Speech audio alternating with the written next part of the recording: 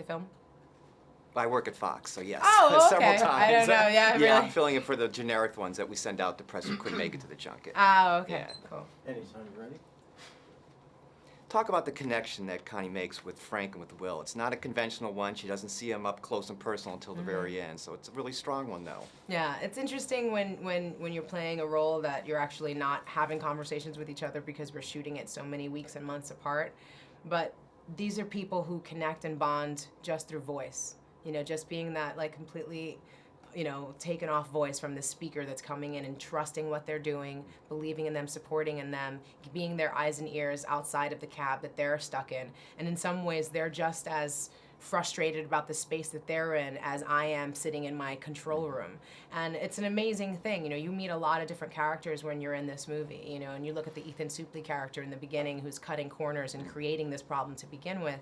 And then you come across people like Will and Frank, and they're going through their own problems in their own lives, but these are all people who are able to put aside their personal issues, just like Connie, and be able to get the job done because lives are at stake. And I think that's the thing that I was really attracted to in this story, is that these are people of kind of they're from the same stock. They're kind of the same cloth, and you can see them get that in each other even under such a high intense circumstances.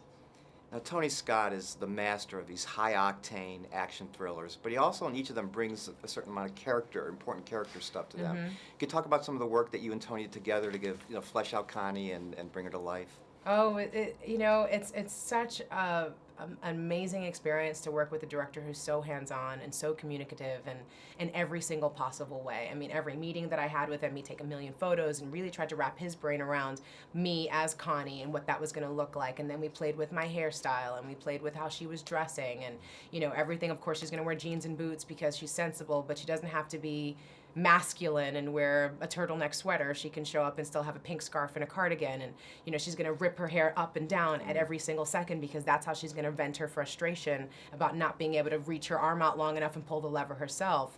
But she's also not going to be hysterical and panic or be bitchy and take it out on anybody. She's going to be controlled and composed because she is the yard master. She doesn't have anything to prove.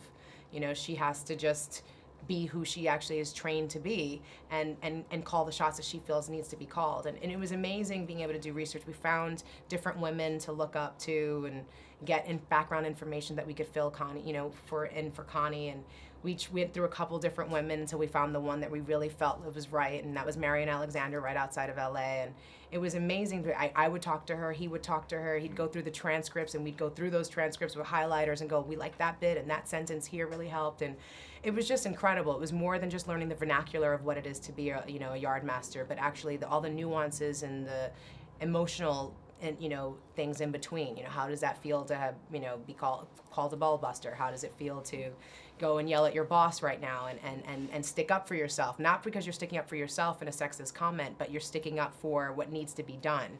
And even if that means saying your choo-choo train might have to go kaplunk, you know, it's like, and it might cost me my job, if it saves hundreds of thousands of lives, it's a good day at work. And it was just amazing to kind of figure that out. And you start off, I think, immediately when you read the script of like woman in a man's world, but by the end of it, it was just a really capable person in the right position and showing someone who has pride for what they do and not an ego about it. And that was amazing to discover. Separate from your one scene with Denzel and Chris, what was your best day, most enjoyable day on the set?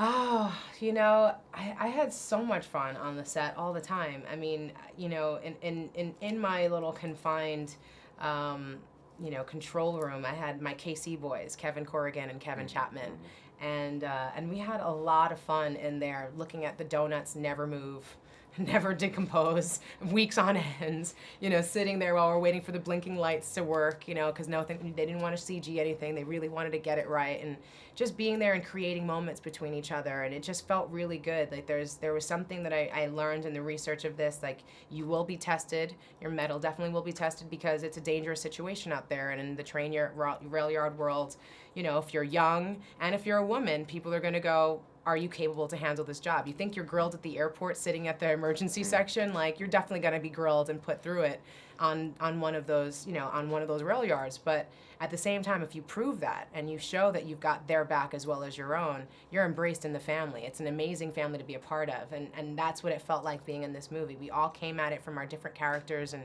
ideas, and we all came together as a family and told this story as one. Terrific. Thanks very much. Yeah, you're welcome.